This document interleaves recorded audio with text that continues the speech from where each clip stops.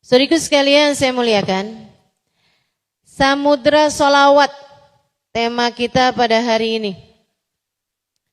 Kalau saya ditanya apa yang paling diperlukan manusia dalam hidupnya di atas muka bumi ini, saya bisa sampaikan padamu bahwa yang paling kita perlukan di dalam kehidupan kita, bahkan bukan hanya di dunia, melainkan juga sampai ke negeri akhirat nanti, ada dua hal. Yang pertama, rahmatnya Allah. Yang kedua, syafaatnya Nabi Muhammad. Yang pertama, rahmatnya Allah. Dan yang kedua adalah syafaatnya Nabi Muhammad sallallahu alaihi wa ala alihi wa sahbihi wasallam.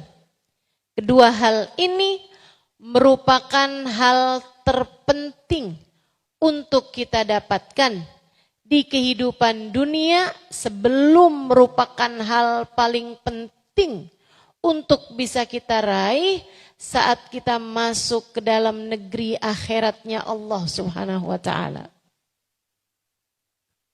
Orang kalau hidup di dunianya dirahmati Allah, disyafaati Rasulullah,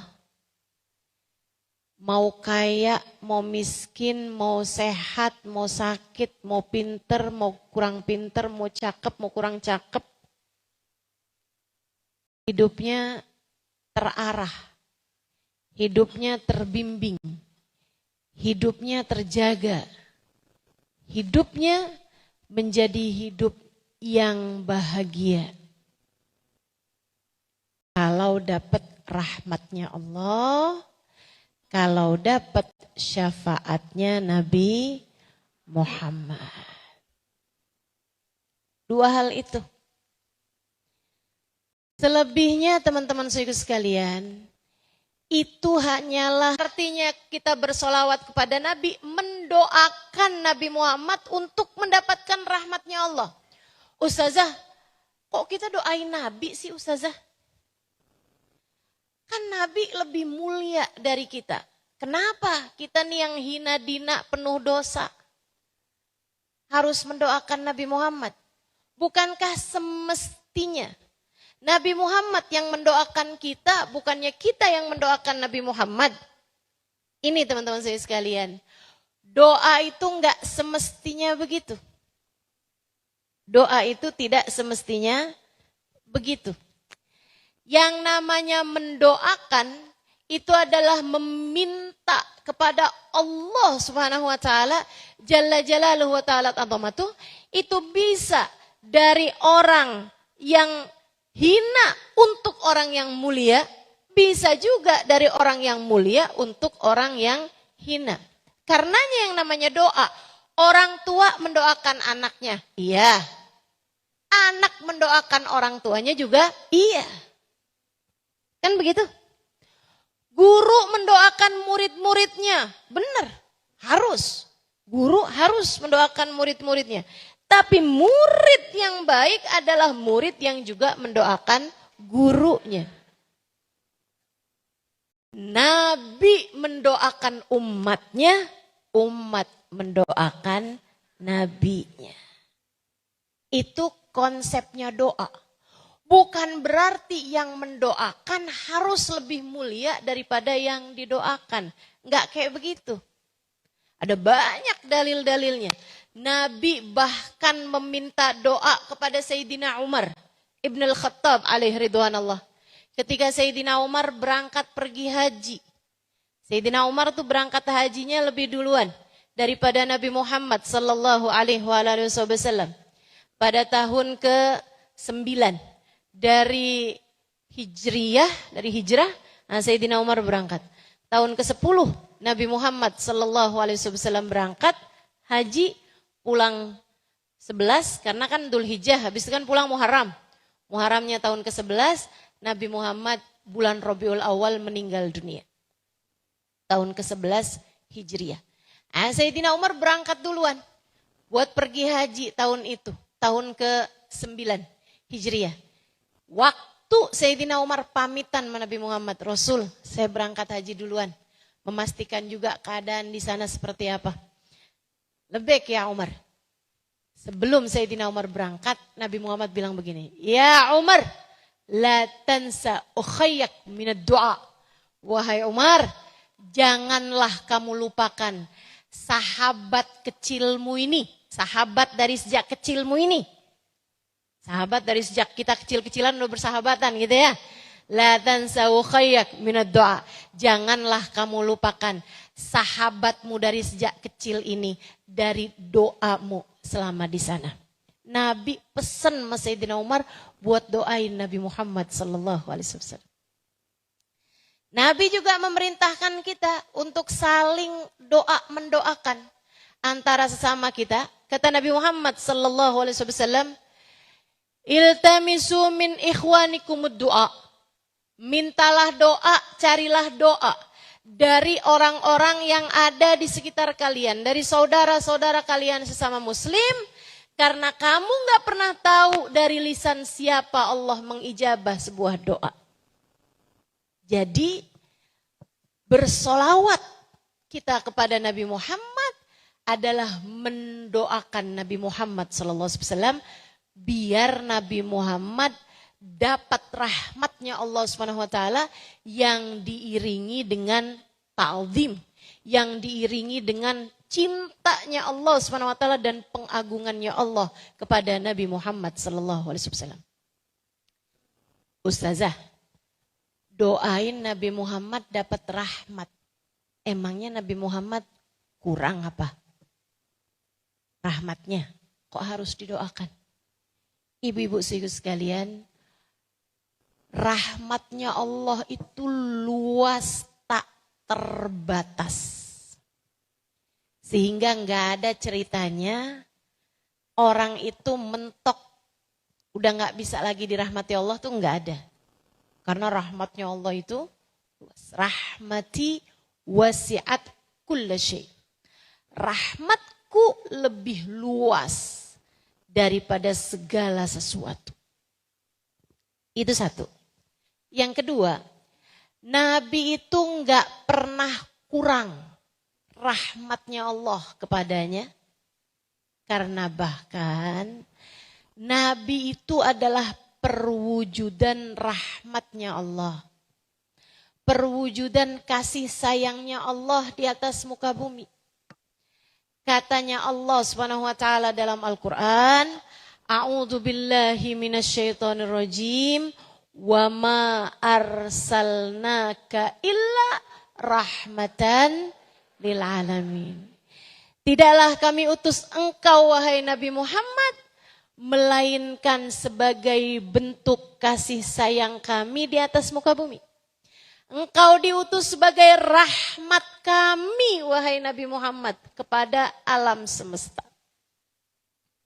Jadi Nabi Muhammad itu aja udah rahmatnya Allah. Bagaimana rahmat perlu rahmat. Berarti percuma dong kalau kita sholawatan sama Nabi Muhammad mendoakan rahmat buat Nabi Muhammad. Toh Nabi Muhammad sendiri merupakan rahmatnya Allah. Gak ada yang percuma. Itu seperti, dengarkan dengan baik, itu seperti menuangkan air ke tempat yang sudah penuh. Ini ada ember nih udah penuh air. Ada gelas nih misalnya udah penuh air. Kamu terus saja tuangin. Udah penuh nih, terus saja tuangin. Apa yang akan terjadi? Luber. Itulah yang diharapkan bagi orang yang bersolawat kepada Nabi Muhammad. Luberan dari kasih sayangnya Allah kepada Nabi Muhammad. Dan itu kembalinya bukan kepada Nabi Muhammad, melainkan kembali kepada yang bersolawat kepada Nabi Muhammad. Begitu. Itu solawat. Jadi kalau kamu berdoa, ya Allah, sayangilah saya ya Allah, ampunilah saya ya Allah, rahmatilah saya ya Allah. Itu doa kamu bisa didengar, bisa nggak didengar. Abisnya didengar, bisa diterima, bisa ditolak. Abisnya diterima, misalnya nih, bisa diijabah, bisa nggak diijabah. Kan begitu? Tapi kalau kamu bilangnya begini, ya Allah, rahmatilah Nabi Muhammad dengan rahmat yang diiringi dengan pengagungan dan rasa cinta. Ya Allah, jadikanlah solawat tersebut, rahmatmu tersebut kepada Nabi Muhammad adalah ampunan yang kembali kepadaku ya Allah. Itu tuh, solawatmu kepada Nabi Muhammad diterima Allah Subhanahu wa ta'ala dan luberannya. Karena menuang ke tempat yang penuh, luberannya tersebut itu kembali kepadamu yang bersolawat berupa ampunan yang Allah Subhanahu wa ta'ala berikan untukmu.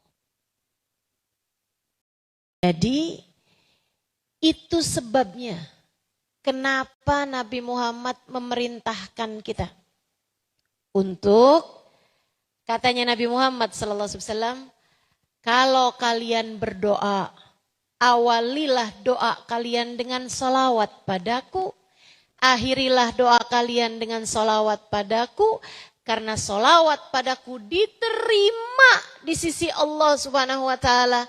Masakah Allah terima depan belakangnya dan ditolak tengah-tengahnya?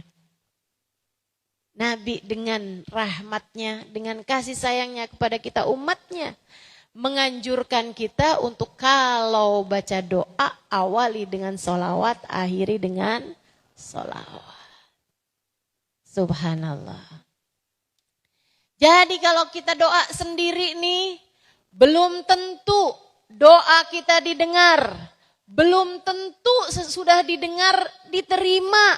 Belum tentu sesudah diterima diijabah.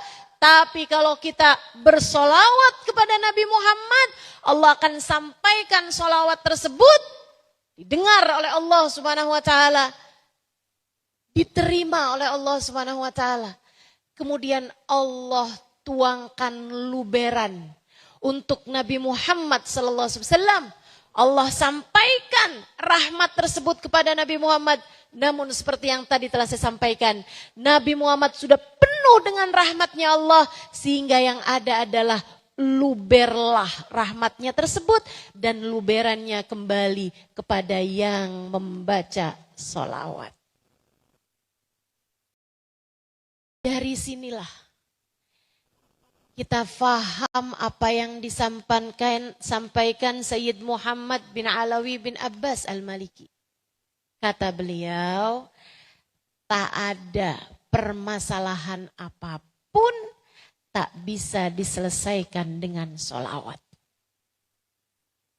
Semua masalah, sepelik apapun, bisa beres pakai sholawat. Kenapa begitu? Itu tadi yang saya sampaikan. Kalau kamu bersolawat kepada Nabi Muhammad, nah ini nyampe pada Allah Subhanahu wa ta'ala. Sebab Allah tuh cinta sama Nabi Muhammad, jadi apapun aja yang ada nama kekasihnya diterima di sisi Allah Subhanahu wa ta'ala.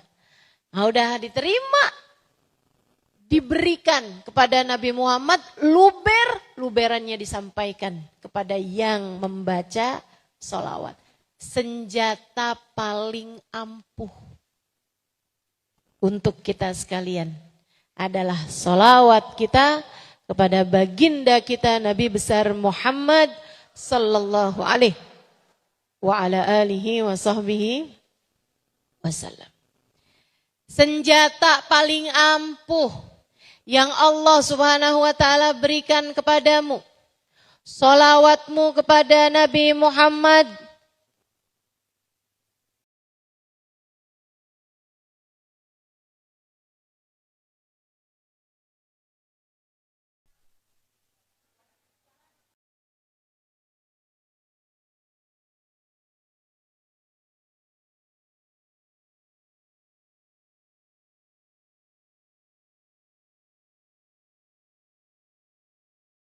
senjata paling ampuh yang Allah Subhanahu wa taala berikan kepada kita adalah sholawat kita kepada baginda kita Nabi besar Muhammad sallallahu alaihi wa ala alihi wa sahbihi wasallam. Katanya Imam Asy-Syafi'i alaihi ridwanallah, kullu amal ibni Adam bainal qabuli wa raddiha illa salatu alal habibi Muhammadi fa innaha maqbulatun hatman bighairi taraddudi. Semua amalnya manusia ada yang diterima, ada yang ditolak, kecuali salawat kepada Nabi Muhammad. Fa innaha maqbulah. Salawatmu kepada Nabi Muhammad akan diterima Allah bighairi taraddudi, tanpa ada keraguan-raguan sama sekali. Maka bersolawatlah kepada Nabi Muhammad. Bersolawatlah kepada Nabi Muhammad. Kamu pengen dapat rahmatnya Allah, bersolawatlah kepada Nabi Muhammad. Itu tuh kayak gini loh. Nabi Muhammad ini kan manusia paling dicinta sama Allah. Kamu kalau ada, sayang banget sama anak kamu atau sama cucu kamu deh. Ada nih di antara teman-temannya, senang banget sama cucu kamu, sayang banget sama cucu kamu. Selalu sebut nama cucu kamu. Mana-mana dia ceritain tentang cucu kamu. Kamu kira-kira sayang apa enggak tuh sama anak tersebut? Sayang. Sayang pasti. Demikian pula dengan Allah Subhanahu wa taala kepada Nabi Muhammad. Tak ada siapapun dan apapun yang lebih dicintai Allah daripada Nabi Muhammad. Percayalah saya. Tak ada siapapun dan apapun makhluk yang lebih dicintai Allah daripada baginda kita Nabi besar Muhammad.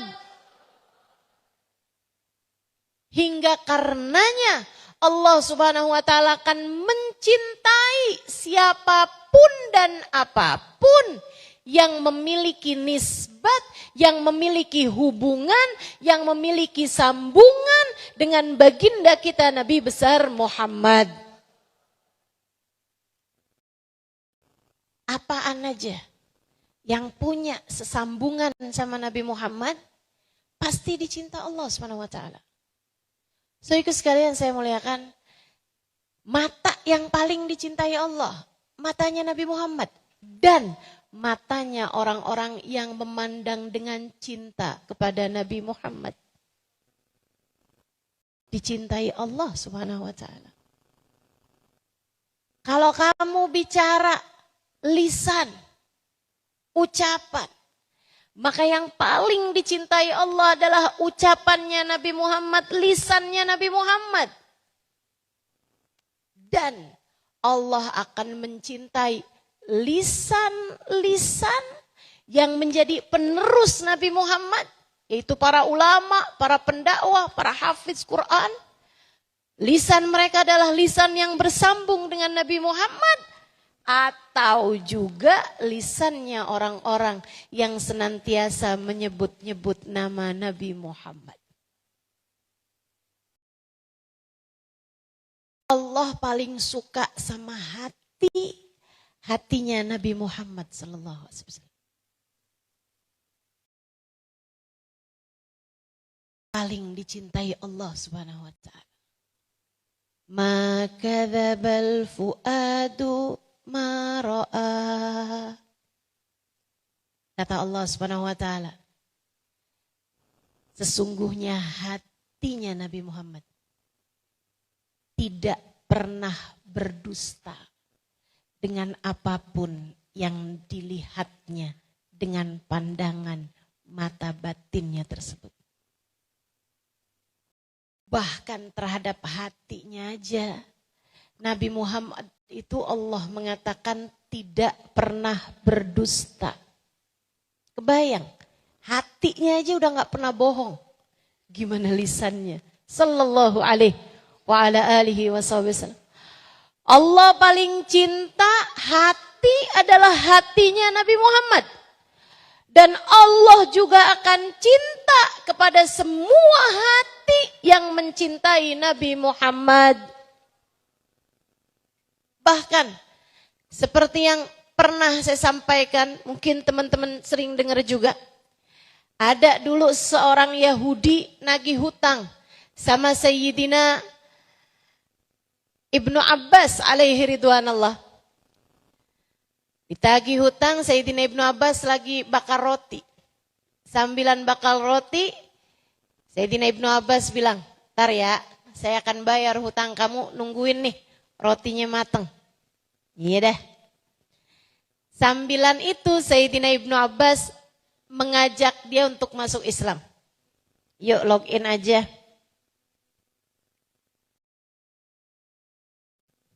Halla taslim taslam, kata Sayyidina Ibnu Abbas. Kamu gak masuk Islam aja, bakalan selamat. Ah ogah, orang Islam ceritanya neraka mulu. Kata si Yahudi. Bukannya orang Islam kalau masuk surga mesti lewatin neraka. Ya emang semua. Kata Sayyidina Ibnu Abbas, semua orang masuk surga lewatin neraka. Karena surga itu adanya di ujung neraka. Udah lewatin nerakanya nih, baru kemudian ketemu pintu surga. Di atas neraka itu ada jembatan namanya Sirat.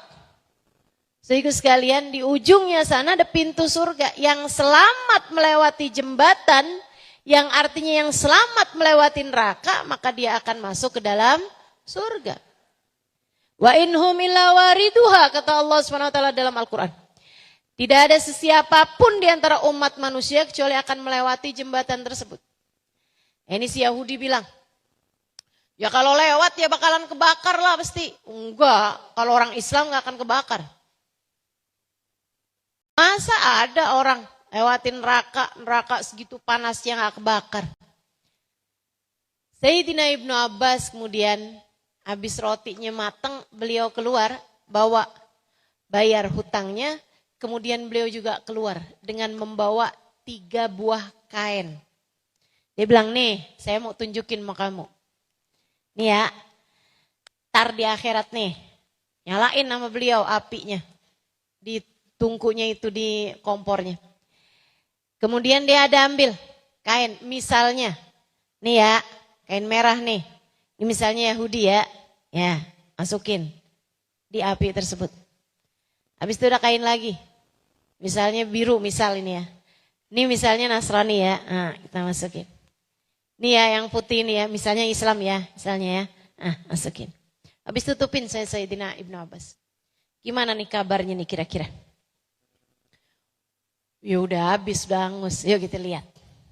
Diambil Mas Sayyidina Ibnu Abbas. Yang merah udah gosong, udah habis.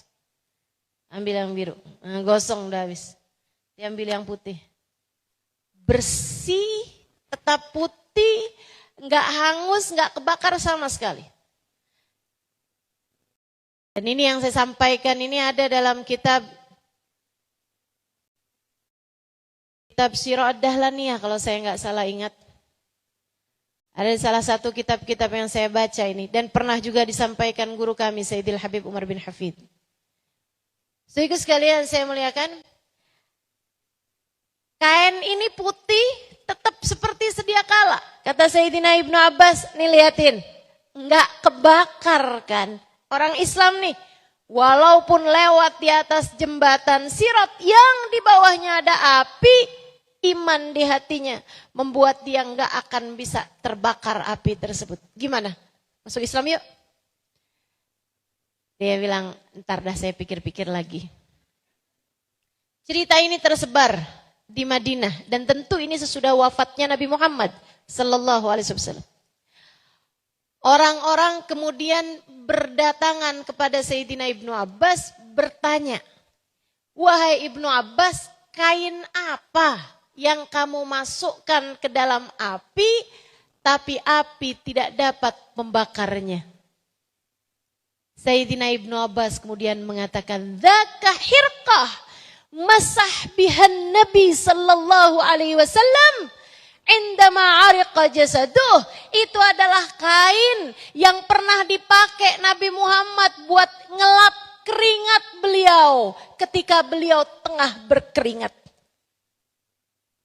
Keringat, teman-teman sekalian, kain pernah dipakai buat ngelap keringatnya Nabi Muhammad sallallahu alaihi wasallam. Kain tersebut tidak mempan dibakar sama api. Bagaimana pula dengan yang lainnya? Karenanya, ketika lisanmu gemar bersolawat kepada Nabi Muhammad, jadi sebab Allah sayang sama lisan kamu. Jadi sebab Allah dengarkan doa kamu. Jadi sebab kamu disayang-sayang sama Allah Subhanahu wa ta'ala. Dengan sholawatmu tersebut kepada Nabi Muhammad. Sebab seperti yang tadi saya bilang, Allah tidak pernah mencintai apapun dan siapapun lebih daripada cintanya kepada Nabi Muhammad. Ketika lisanmu gemar bersolawat kepada Nabi, ketika hatimu mencintai Nabi Muhammad, Allah pun akan mencintai dirimu, mencintai lisanmu, dan berkenan untuk mendengarkan doa-doamu, kemudian mengijabahnya. Jadi, kalau kamu pengen dapat rahmatnya Allah, bersolawatlah kepada Nabi Muhammad. Man shalla alayya marratan sallallahu alaihi biha asyra. Kata Nabi Muhammad dalam hadis sahih yang terkenal itu. Siapa yang bersolawat padaku sekali, Allah akan bersolawat padanya 10. Apa artinya? Siapa yang mendoakan agar aku dapat rahmat yang diiringi dengan cinta dan pengagungan, Allah akan bagi padanya rahmat 10 kali lipat. Man shalla alayya asyra sallallahu alaihi biha mi'ah. Siapa yang bersolawat padaku 10, Allah akan bagi padanya rahmat 100. Wa man shalla alayya mi'ah sallallahu alaihi biha alfa. Siapa yang bersolawat padaku 100, Allah akan bagi padanya rahmat 1000. Siapa yang bersolawat padaku 1000, maka akan bersentuhan bahunya dengan bahuku di akhirat nanti. Dalam riwayat, Allah akan ampuni segenap dosa-dosanya. Teman-teman saudaraku sekalian yang saya muliakan, dengan kamu bersolawat, kamu pantas mendapatkan rahmatnya Allah. Kamu menjadi berpeluang untuk menjadi seseorang yang disayang sama Allah. Apalagi jika yang kamu cari yang kedua. Seperti yang tadi saya sampaikan. Yang kita perlukan di atas muka bumi ini, satu, rahmatnya Allah. Yang kedua adalah syafaat Nabi Muhammad sallallahu alaihi wasallam. Kalau yang kamu cari selain rahmatnya Allah adalah syafaat Nabi Muhammad, Ustazah nih sebelum lanjut saya mau tanya Ustazah. Katanya ada orang di pojokan nih. Ustazah, jadi kita nih perlunya rahmatnya Allah bisa kita dapat dengan sholawat. Perlunya syafaat Nabi Muhammad bisa kita dapat dengan sholawat. Gimana kalau saya sholawatan aja saya gak usah sholat. Gak usah puasa. Gak usah zakat. Gimana Ustazah kalau kayak gitu? Bisa apa gak bisa? Gak bisa teman-teman. Gak bisa. Ini tuh ibadah tuh ibarat makanan. Yang namanya rahmatnya Allah itu vitamin. Gitu kan? Kamu itu yang kamu perlukan dari makanan bukan cuman vitamin. Betul gak? Dalam setiap makanan yang kamu makan ada vitaminnya, betul? Betul itu. Akan tetapi tidak hanya vitamin yang kamu perlukan. Untuk makanan, kamu perlu karbohidrat, kamu perlu protein, kamu perlu air, kamu perlu segala macam tuh yang diperlukan sama badan manusia. Demikian pula dengan amal-amal soleh. Sholat itu kayak karbohidratnya gitu. Sholat itu kayak makanan pokoknya bagi kamu. Gimana kalau kamu, saya nggak mau makan dah pokoknya. Saya nggak mau makan karbohidrat. Saya tiap hari mau nyemil buah aja dah. Tiap hari makan anggur aja. Tiap hari makan buah-buahan aja. Yang ada akhirnya kamu jadi beo. Jadi burung. Burung itu kan makanannya buah-buahan. Begitu ya. Paham ya sampai sini ya? Sholawat itu sesuatu yang sunnah. Tapi itu bisa mendatangkan apa yang paling kamu perlukan dalam kehidupan. Yaitu rahmatnya Allah subhanahu wa ta'ala. Kamu juga harus kerjain semuanya. Sholatnya mesti bagus. Akhlaknya mesti bagus, laksanakan perintah Allah, jauhi larangan Allah SWT yang disebut dengan takwa, itu sesuatu yang tak terbantahkan. Gitu ya? Sesuatu yang tidak terbantahkan, itu wajib. Bukan berarti ketika saya membahas sholawat, oh berarti yang kita perlukan ini tinggal sholawat aja nih udah. Yang lain-lain kita gak perlukan, gak gitu maksudnya. Tapi di waktu luang kamu sesudah kamu mengerjakan kewajiban-kewajibanmu yang diperintahkan Allah Subhanahu wa taala, kalau kamu pengen nyari cintanya Allah, pengen nyari kasih sayangnya Allah, maka saya sampaikan kepadamu jalan yang begitu indah sekaligus mudah, yaitu bersolawat kepada Nabi Muhammad. Jelas sampai sini? Teman-teman saudaraku sekalian saya muliakan, jika yang kamu perlukan adalah syafaat Nabi Muhammad, maka syafaat tersebut paling mudahnya adalah kamu dapatkan dengan cara bersolawat kepada Nabi Muhammad. Ada cara yang lain Ustazah? Ada beberapa cara yang lain. Salah satunya dengan yang saya sedang lakukan saat ini. Berdakwah, mengajak orang kepada kebaikan, mengajarkan ajaran agama Islam kepada hamba-hamba Allah SWT, bagian dari salah satu cara kita mendapatkan syafaat Nabi Muhammad sallallahu alaihi wasallam. Tapi kan enggak semua dari kita bisa pegang mic. Pegang doang mah bisa kali ya.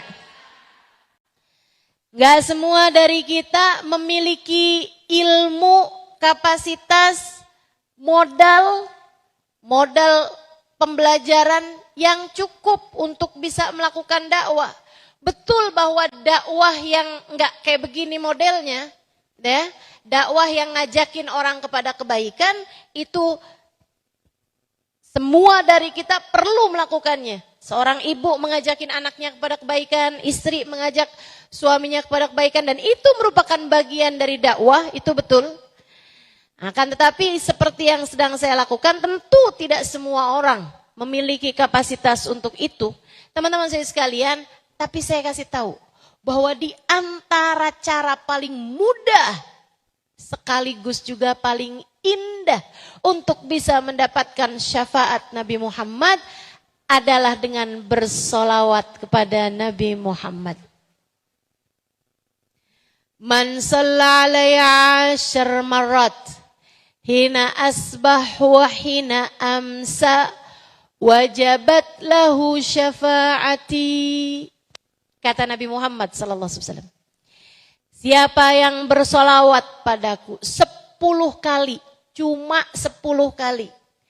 Saat pagi bangun tidurnya, saat malam sebelum tidurnya, wajib baginya mendapatkan syafaatku. Wajib, kata Nabi Muhammad. Aku wajib memberikan padanya syafaatku. 10 kali doang. Tapi memang bangun tidur sama sebelum tidur. Cobain deh. Cobain. Teman-teman saya sekalian, saat bangun tidur, alhamdulillahilladzi ahyana ba'dama amatana wa ilaihin nusyur. Allahumma salli ala sayyidina Muhammad wa ala ali sayyidina Muhammad. Allahumma salli ala sayyidina Muhammad wa ala ali sayyidina Muhammad. Yang pendek aja. Jangan yang panjang-panjang, ntar kamu ketiduran lagi. Apalagi kalau pakai dilaguin. Allahumma salli.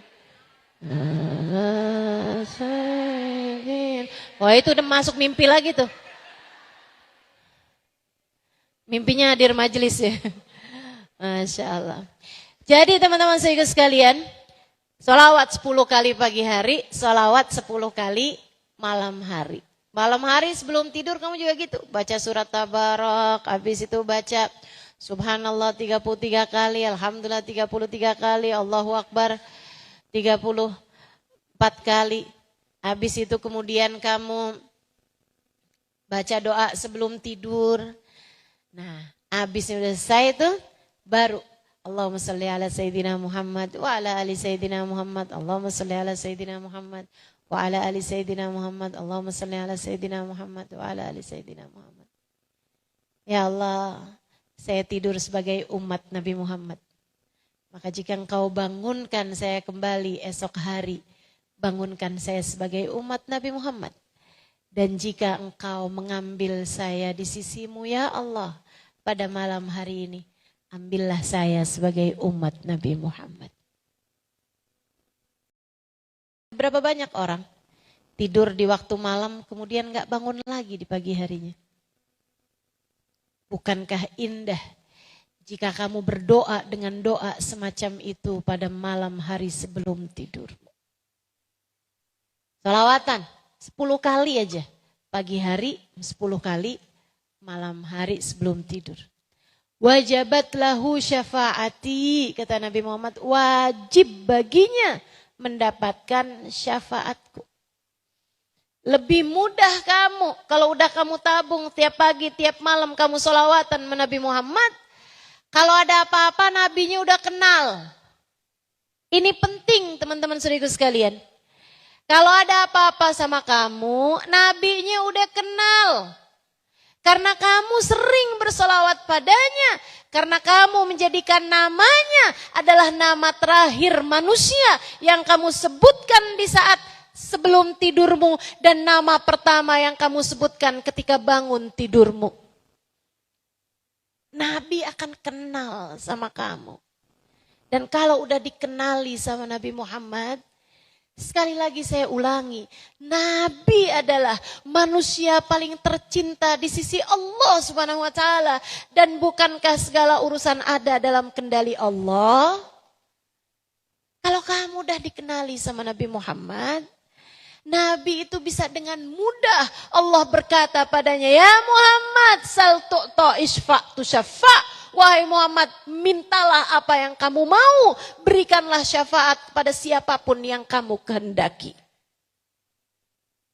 Kalau udah kamu dikenali sama Nabi Muhammad, gampang banget urusannya, gampang banget urusannya. Apa sih masalah dalam hidupmu? Kalau enggak urusan duit, kalau enggak urusan rasa hati, kan begitu? Nah, saya lihatin urusan di dunia nih, antara yang bisa diselesaikan dengan uang, sama yang satunya nggak bisa diselesaikan pakai duit, gitu kan? Itu aja masalahnya. Nah, yang nggak bisa diselesaikan dengan duit biasanya adalah soal perasaan. Soal rasa tuh nggak bisa diselesaikan dengan duit. Seorang istri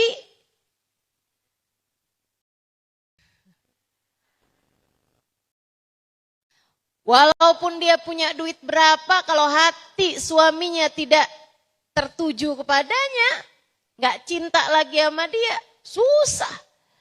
Mau apa dia? Rasa hati itu kayak begitu teman-teman saudara sekalian. Meskipun ada banyak sih istri-istri yang kalau ngambek bisa dibujukin sama suaminya dengan transferan. Itu hatimu murah kalau bisa diselesaikan pakai duit.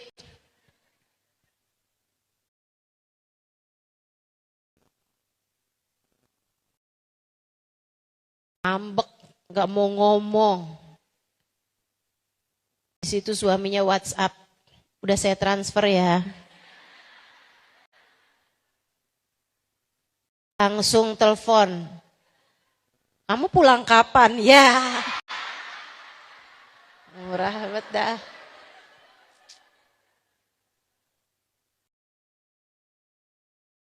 Kamu ketawa, berasa.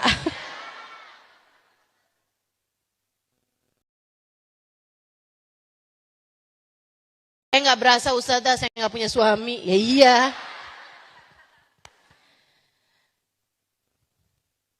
Saudaraku sekalian yang saya muliakan, masalah apapun di dunia, nggak selalu jawabannya adalah dengan kamu healing, dengan kamu shopping.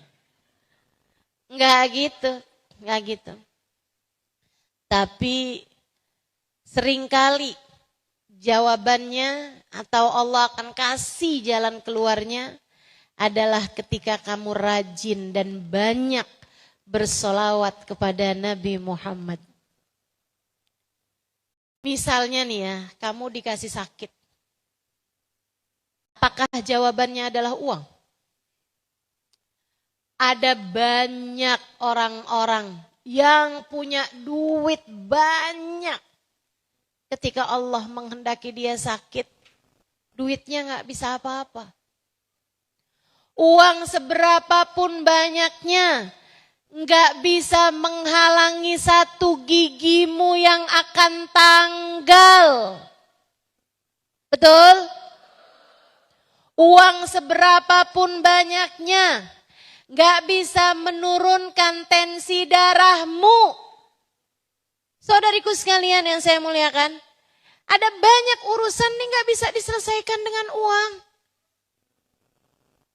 Karenanya, gak semua masalah tuh selesainya pakai duit. Duit bukan segalanya. Tapi saya kasih tahu, yang punya masalah, pengendali kehidupan, yang memberikan masalah, itu adalah satu zat namanya Allah subhanahu wa ta'ala. Jalla jalaluhu wa ta'ala azamatuh. Allah bisa kasih jalan keluar segala permasalahan dalam hidupmu. Dan cara mendekatinya salah satunya adalah dengan bersolawat kepada Nabi Muhammad. Karenanya bagi kamu yang sekarang sedang sakit. Saudara kalau sakit nggak hadir di sini. Ya kamu nggak tahu, yang dengerin saya kan banyak juga yang nggak hadir di sini. Ada yang dengerin saya sambil nyetrika.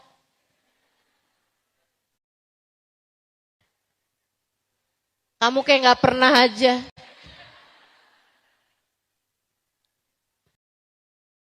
Saudariku sekalian yang saya muliakan, siapapun yang sedang mendengarkan saya, kalau kamu lagi sakit, cobain obat namanya sholawat.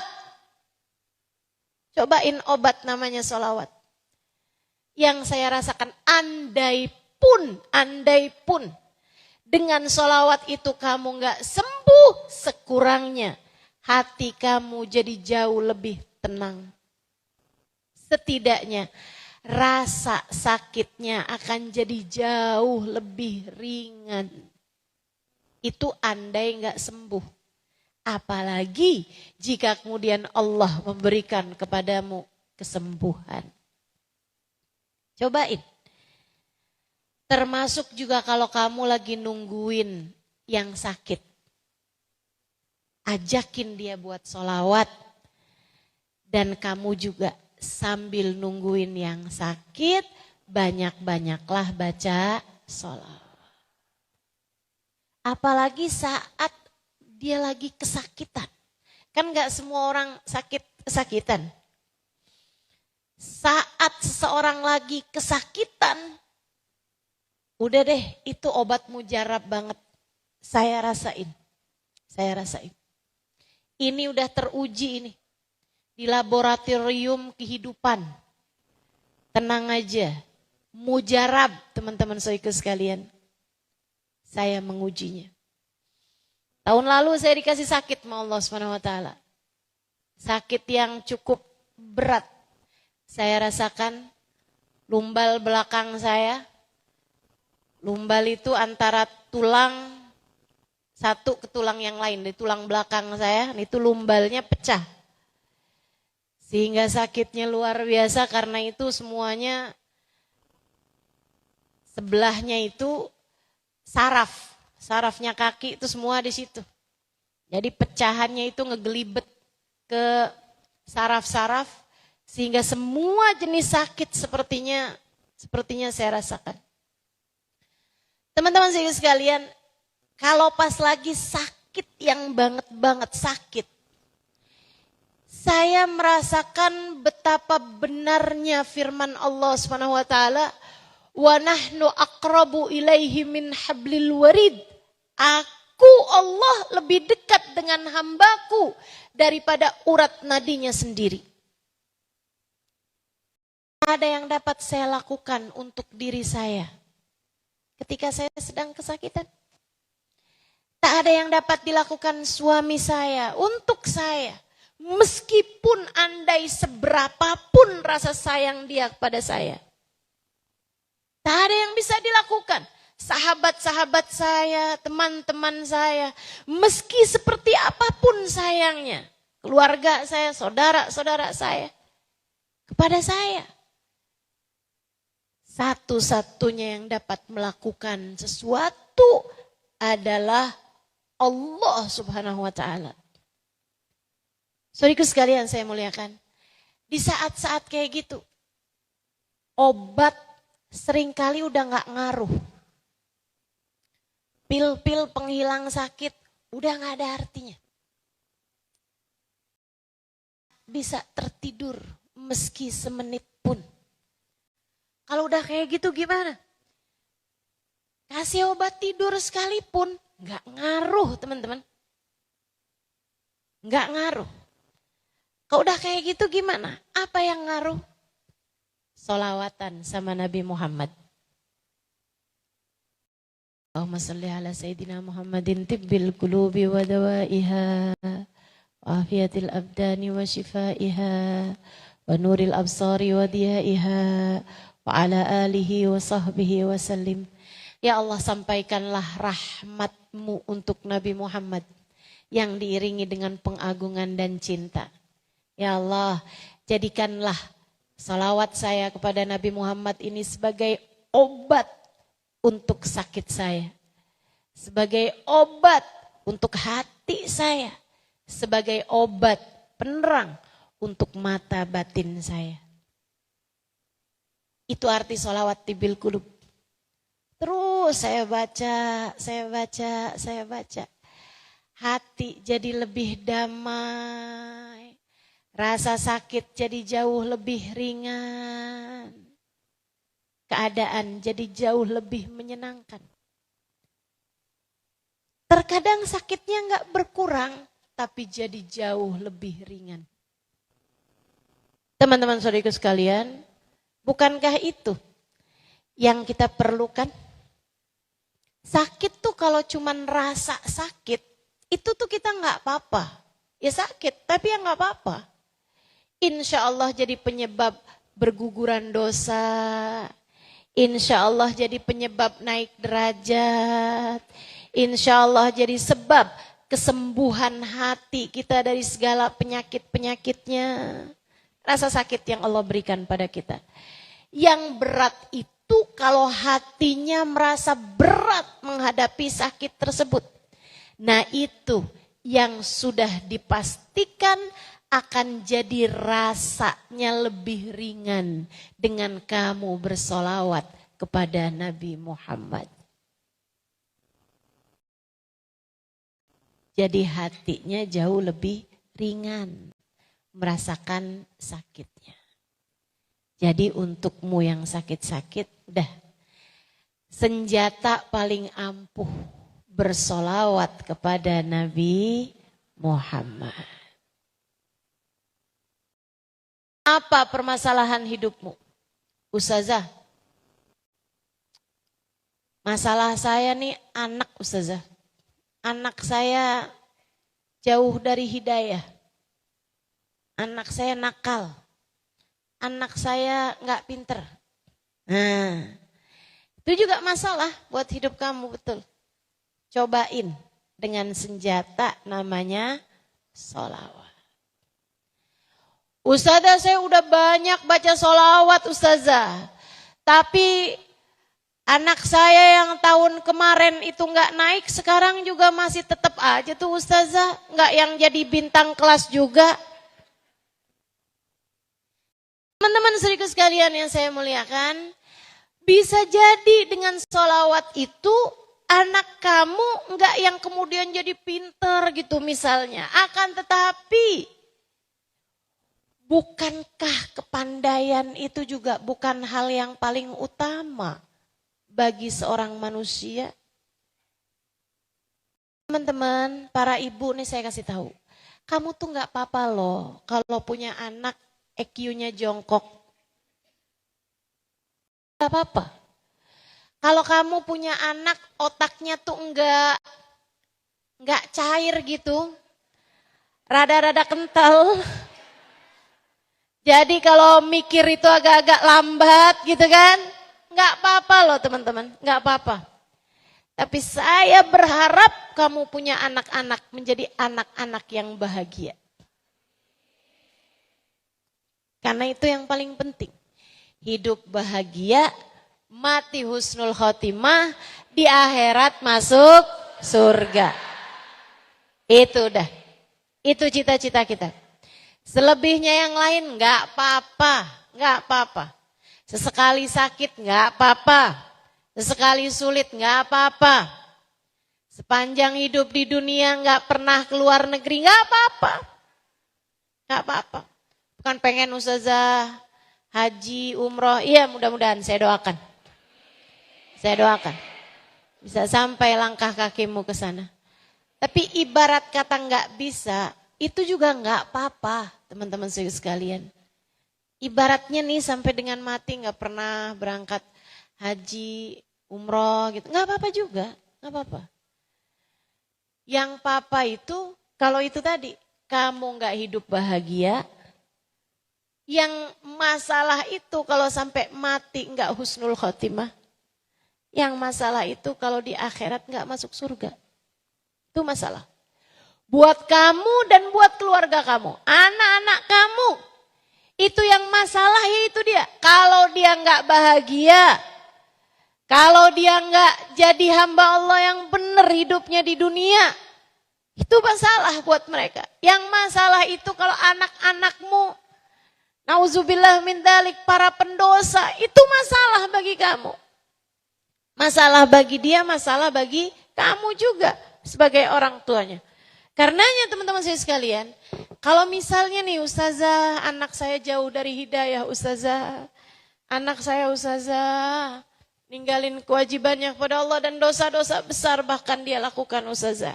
Apa yang harus saya lakukan? Cobain sholawatan.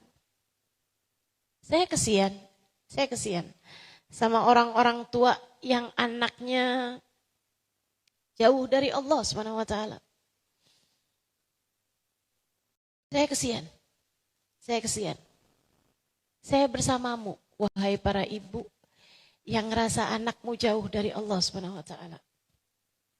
Saya bersamamu, saya akan mendoakanmu. Tapi selain daripada itu, kamu sebagai orang tuanya, kamu adalah senjata, doamu adalah senjata paling tajam untuk bisa menjadikan anakmu hamba yang bertakwa pada Allah Subhanahu wa taala. Kamu bisa bantu anakmu dengan doamu. Dan kamu bisa bantu ijabah doamu dengan solawatmu kepada Nabi Muhammad. Solawatan yang banyak, Bu. Solawatan yang banyak. Solawatan yang banyak. Setelah anak saya enggak sholat, solawatan yang banyak. Kamunya, solawatan yang banyak. Ustazah, anak saya kena segala macam ya. Zaman-zaman sekarang itu kan. Ngeri benar. Gaulannya udah begitu, ya kan? Makanya nih mesti kita benar-benar bantu dengan doa. Dan doa kita sekali lagi dibantu dengan sholawat. Sholawatan yang banyak, sholawatan. Terus saja kamu baca sholawat, terus kamu baca sholawat. Insya Allah permasalahan apapun dalam hidup akan mudah teratasi dengan kamu bersolawat kepada Nabi Muhammad. Ustazah, hati lagi sumpek, lagi sempit rasanya. Apa yang harus saya lakukan? Solawatan aja coba, solawatan yang banyak. Saya gitu. Kalau lagi ngerasa kayaknya hati nggak enak banget nih perasaannya. Emang Ustazah pernah ngerasain kayak gitu? Ya, saya kan manusia. Pikir saya makhluk asing apa gimana nih? Kalau lagi hati nggak enak perasaannya. Kalau lagi saya ngerasa kok akhlak saya berantakan ya. Kalau saya lagi ngerasa kok ini adab saya tidak terjaga. Kok susah banget mengendalikan rasa hati. Jika itu terjadi dalam hidup saya, maka cara paling mudah, paling efisien, sekaligus juga seperti yang berulang kali saya sampaikan, cara yang paling indah untuk saya bisa memperbaiki hal itu adalah dengan bersolawat kepada Nabi Muhammad. Solawatan. Duduk solawatan. Sambil bilang, ya Allah, saya umatnya Nabi Muhammad tolong bantuin. Ya Allah, bukankah Engkau telah menjadikan akhlak Nabi Muhammad begitu indah. Saya umatnya dengan berkah Nabi Muhammad. Karuniakan kepada saya akhlak yang indah juga. Ya Allah, dengan berkah akhlaknya Nabi Muhammad. Tularkan, cipratkan, biaskan cahaya akhlaknya Nabi Muhammad dalam diri saya, ya Allah. Bukankah hati Nabi Muhammad adalah hati yang paling indah? Dengan keberkahan, keindahan hati Nabi, ya Allah, saya umatnya, karuniakan kepada saya keindahan hatinya. Terus begitu, sambilan baca salawat. Allahumma salli ala Sayyidina Muhammadin salatan taghfiru bihad dunub wa tuslihu bihal qulub wa tantaliku bihal usub wa talinu bihas su'ub wa ala alihi wa sahbihi wa man ilaihi mansub. Salawatnya Habib Saleh Al-Hamid. Ya Allah, sampaikanlah salawatmu kepada Nabi Muhammad. Rahmat yang diiringi dengan cinta dan pengagungan, ya Allah. Dan salawat tersebut bagikan kepada saya berupa taghfiru bihal dunub, ampunan atas dosa-dosa saya.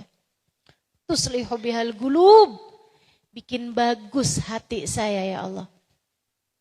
Tantaliku bihal usub, yang ruwet-ruwet jadi terurai. Masalah-masalah yang jelimet-jelimet menjadi masalah tersebut jadi jelas, jadi gamblang. Masalah yang ruwet-ruwet jadi bagus semuanya, jadi benar semuanya, ya Allah. Tantoliku bihal usub. Talinu bihal su'ub. Yang keras-keras biar jadi lembut, jadi lunak ya Allah.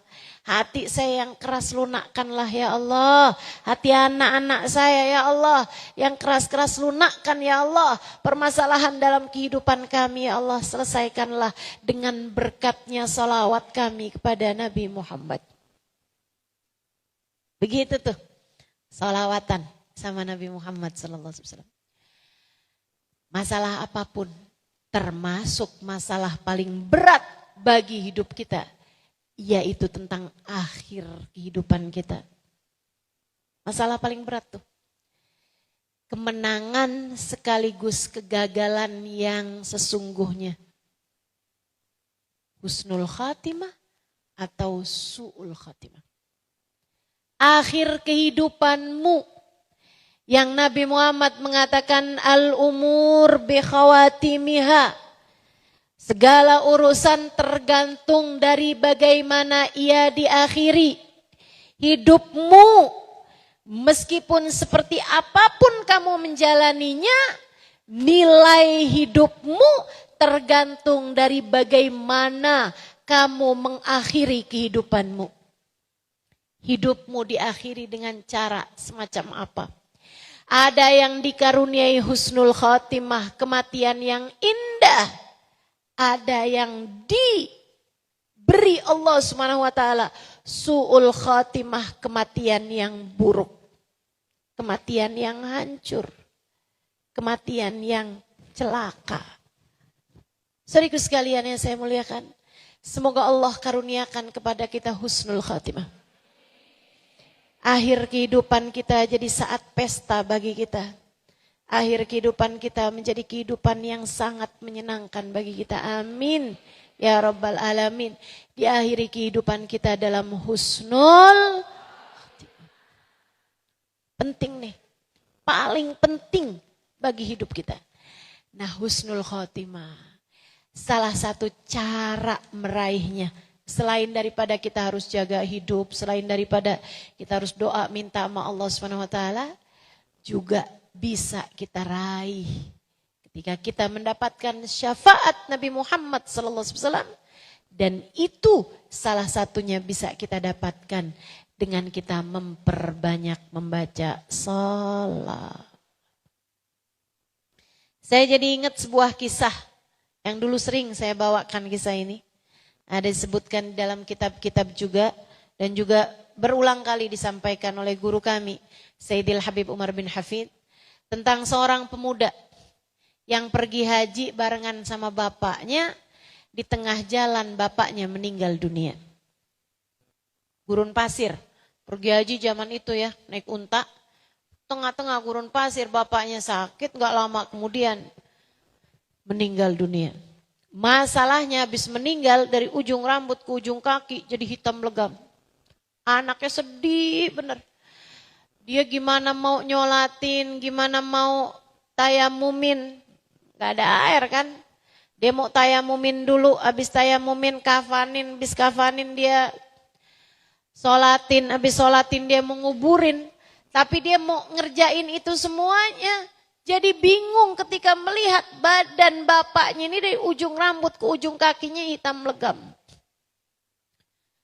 Sedih, nangis, ditutupin badan bapaknya ini dengan kain surban yang dia bawa. Habis itu dia nangis aja di samping, ya Allah, ya Allah, ya Allah. Kesiannya bapak saya, ya Allah, kesiannya bapak saya. Dia nangis di samping jenazah bapaknya sampai ketiduran. Kayak hilang gitu ketiduran. Di saat dia tertidur itulah dia bermimpi seseorang mendekatinya. Kemudian perlahan membuka penutup kain dari wajah bapaknya. Kemudian mulai mengusap dengan tangannya. Tangan kanannya dia mulai mengusap dari kepalanya sampai ke ujung badannya. Sampai ke kakinya. Bersama dengan usapan seseorang tersebut, badan bapaknya yang semula hitam legam kembali seperti semula, bahkan lebih bercahaya. Seneng banget dong. Dia bilang, man antal ladzi yadhhaba minni hammi wa hazni. Siapa kamu orangnya yang telah mengangkat kesedihan saya, menghilangkan gundah gulana saya. Saya dari tadi sedih banget lihat keadaan bapak saya ini. Orang tersebut mengatakan, ya bunai, inni ana Rasulullah Muhammad bin Abdullah. Nak, saya adalah Nabi Muhammad. Inna abaka kana musrif ala nafsi. Bapak kamu ini ada dosa-dosa yang dia lakukan waktu hidup di dunia. Membuat Allah Subhanahu wa taala murka padanya. Akan tetapi ayah kamu ini cinta padaku dan senang bersolawat kepadaku. Maka ketika aku diberitahu bahwa dia telah meninggal dunia dan badannya hitam legam, aku pun mohon izin kepada Allah untuk memberikan syafaat padanya di dunia sebelum kelak aku akan beri syafaat padanya di akhirat nanti. Udah tuh. Habis itu dia bangun dari tidur dan mendapati badan ayahnya telah kembali seperti sedia kala sesuai dengan mimpinya tersebut. Sejak itu dia pun ngapa-ngapain baca sholawatan aja. Di jalan sambil jalan baca sholawat. Nyampe di Mekah tawaf baca sholawat, sa'i baca sholawat. Terus dibaca sholawat. Sampai dia berjumpa dengan Syekh Abdullah ibn Mubarak yang kemudian bertanya kepada dia, nak, saya mendapati kamu bersolawat terus-terusan. Saya kebetulan ada di belakang kamu baca solawat, saya ada di sini, kamu baca solawat. Apa yang membuat kamu melakukan hal itu? Dia pun bercerita, saya pergi haji ini enggak sendirian, saya asalnya sama bapak saya. Diceritakanlah apa yang dialami di dalam perjalanan tersebut. Tuh, kalau kamu pengen mati dapat syafaat Nabi Muhammad, banyakin baca salawat. Kubur juga gitu. Apalagi untukmu yang kepengen, walaupun kayaknya jauh, kalau kamu sama saya.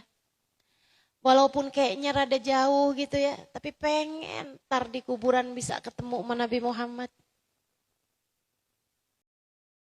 Pengen ntar di kuburan bisa kumpul sama Nabi Muhammad. Jauh mengingat dosa-dosa kita kayak apa.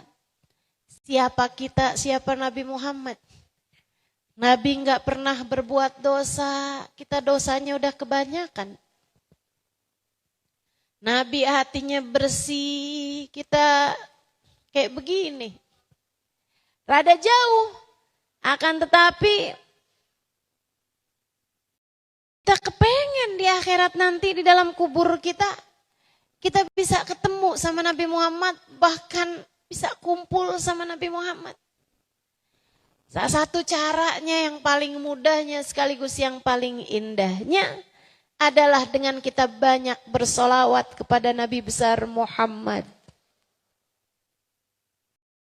Solawat yang diiringi dengan ta'zim dan juga diiringi dengan cinta. Kan lain. Orang nyebut dengan cinta dengan orang yang nyebut tanpa rasa. Kan lain. Betul gak? Kenapa doa seorang ibu kepada anaknya lebih mustajab daripada doa siapapun kepada anak tersebut? Adalah karena ibu punya rasa cinta kepada anaknya. Itu sebabnya kenapa doa murid untuk gurunya mustajab. Kalau murid tersebut punya rasa cinta kepada gurunya.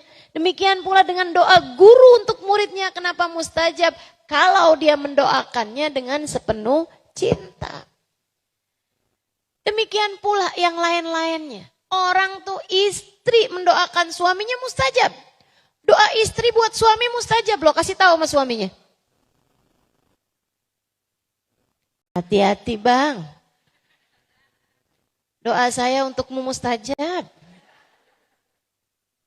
Kalau istri tersebut berdoa dengan penuh cinta.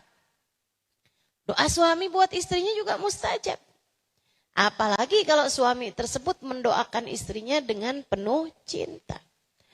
Teman-teman saudaraku sekalian yang saya muliakan, maka kamu ketika bersolawat, sebut nama Nabi Muhammad. Kalau kamu nyebutnya tanpa rasa, beda dengan saat kamu menyebutnya dengan sepenuh cinta. Makanya, Ustazah kenapa ya? Saya kok solawatan sendirian biasa aja. Tapi kalau lagi solawatan bareng-bareng, apalagi berdiri, qiyam, kemudian baca solawat pada Nabi Muhammad, rasanya tuh kayak nyambung gitu. Begitu mudah air mata saya mengalir, Ustazah. Bu, bisa jadi itu bukan karena kamu. Bisa jadi itu karena keberkahan orang-orang yang bersamamu. Kamunya gak punya cukup cinta untuk kamu bisa menghadirkan rasa. Tapi di sebelah-sebelahmu ada orang-orang yang sudah punya rasa tersebut. Sehingga kamu ketularan sama rasa itu. Bisa jadi begitu. Ya jangan kegeeran. Saya kalau lagi qiyam, saya nyambung banget gitu sama Nabi Muhammad. Bisa jadi bukan karena kamunya, tapi karena orang-orang yang di sebelahmu. Makanya jangan bawaan suudzon mulu sama orang-orang. Si ibu itu kok datang ya? Dia kan padahal baru bercerai tuh sama lakinya. Nah, bahaya. Jangan, udah gak usah. Gak usah lihat sana, gak usah lihat sini. Merasalah bahwa di majelis adalah kamu orang yang bisa jadi paling hina di majelis tersebut. Bisa jadi kamu adalah yang paling banyak dosanya di antara semua yang hadir di majelis itu. Merasalah seperti itu sehingga insya Allah ampunan yang datang padamu paling banyak. Berharaplah seperti itu sehingga Allah SWT lebih mudah untuk mengijabah doa-doamu tersebut. Bersolawat kepada Nabi Muhammad sallallahu alaihi wasallam. Urusan dunia, urusan akhirat. Sampai nanti kamu datang ke padang mahsyar.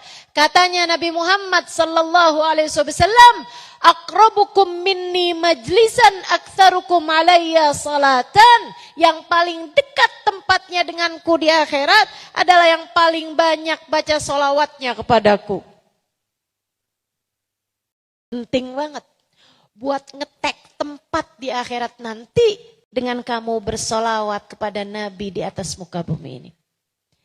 Ini kan yang suka hadir-hadir di majelis saya, apalagi kalau majelisnya yang besar-besar, biasanya tuh kan suka datang lebih awal buat ngetekin tempat. Betul? Itu bisa kamu lakukan buat di akhirat. Ngetek tempat deket sama Nabi Muhammad sallallahu alaihi wasallam. Ya meskipun yang modelan kayak kita sedekat-dekatnya juga ya. Ya masa kita mau barengan rombongan deket-dekatnya sama Sayyidah Fatimah, Sayyidah Aisyah, siapa kita? Betul? Betul? Ya tapi kan seenggaknya gitu, seenggaknya bisa lihat mukanya Nabi. Bisa kecium wanginya Nabi. Betul gak? Seenggaknya gitu Nabi kalau ngomong apa-apa telinga kita bisa kedengeran. Di jarak yang enak gitu kan buat lihat Nabi Muhammad SAW. Nah kalau itu yang kamu inginkan, ngetek tempatnya dari sekarang teman-teman saudaraku sekalian. Caranya gimana tuh? Sholawatan yang banyak. Sebab Nabi Muhammad bilang yang paling dekat tempatnya denganku di hari akhirat, di padang mahsyar nanti adalah yang paling banyak baca sholawatnya di antara kalian. Insya Allah. Sholawatan. Kamu lagi ngapain? Ketek tempat. Itu kan. Oh, pegang tasbih mulu sekarang kata suaminya, ngetek tempat bang. Tenang, ntar kalau saya dapat tempatnya juga deketan, ntar abang juga dah. Saya doain biar gak jauh-jauh juga. Kita dan seluruh keluarga kita. Insya nanti saat lewat jembatan, saat amal kita ditimbang, kita juga perlu banyak syafaat Nabi Muhammad. Dan itu semuanya bisa kita dapat dengan kita memperbanyak membaca sholawat. Maka hal penting buat kita lakukan selama sisa hidup kita di atas muka bumi ini. Yuk, sholawatan. Insya Allah. Urusan dunia, urusan agama, urusan akhirat, urusan kita dengan diri kita, urusan kita dengan sesama hamba-hambanya Allah Subhanahu wa taala, urusan kita dengan sakit, urusan kita dengan rezeki, urusan kita dengan jodoh, urusan kita dengan apapun aja. Ada banyak di antara urusan-urusan tersebut yang jadi jauh lebih mudah, jauh lebih terjaga, jauh lebih aman keadaan kita ketika kita banyak sholawat kepada Nabi Muhammad sallallahu alaihi wasallam. Yuk kita akhiri majelis kita dengan kita sholawatan kepada Nabi Muhammad. Kita membaca sholawat tibil kulub 8 kali. Kita niatkan biar hati kita pada sehat. Biar pikiran kita pada sehat. Biar yang sedang sakit-sakit badannya juga Allah kasih kesehatan. Dari diri kita ataupun dari keluarga kita. Yang ada air silahkan dibuka airnya. Nanti kasih minum buat keluarganya. Yang udah gak ada airnya udah habis jangan ngambil air tetangganya. Kita minta pada Allah Subhanahu wa taala semoga Allah Subhanahu wa taala karuniakan kesehatan zahir batin buat semuanya insyaallah.